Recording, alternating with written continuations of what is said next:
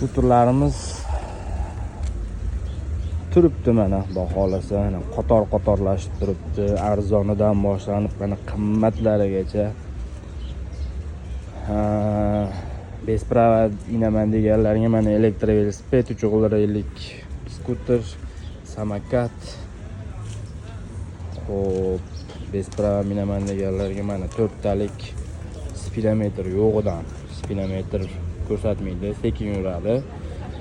Bemalol ikkita odam yursa bo'ladi. Endi 200 kilomi demayman, 100 kilocha odamni ko'taradi bemalol. 3.50larimiz tak tomi boridan, tomi yo'g'idan ham bor mana.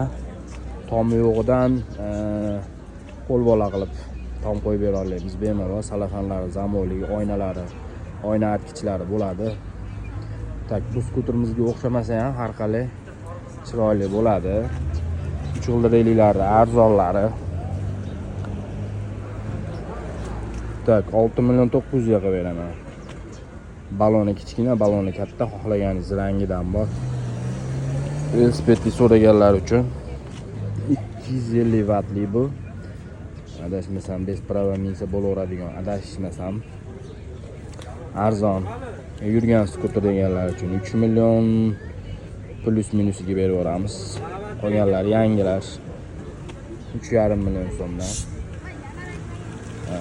Bu Li 7 laqabli modellarimiz, N17 modellarimiz spidometri 25 tezlikka o'tkazib qo'ysangiz bo'ladi. Bundan oldingi videolarda ko'rsatganman. Mana bunaqa simi bo'ladi. Faqat bu shu modellarda bor. Mana bu modelda bor, keyin mana bu modelimizda bor. Simi chiqib turadi. Simini ulab qo'ysangiz 25 tezlikni ko'rsatadi. Mana alohida sim chiqarilgan bularda mana. Alohida simi bor. Shularda bo'ladi faqat. Mana bu skuterimizda bo'lmaydi, 3.50larda bo'lmaydi, bu skuterlarda bo'lmaydi. Kelaverasizlar. Skuterlarimiz chang bosib yotibdi deydi-yu.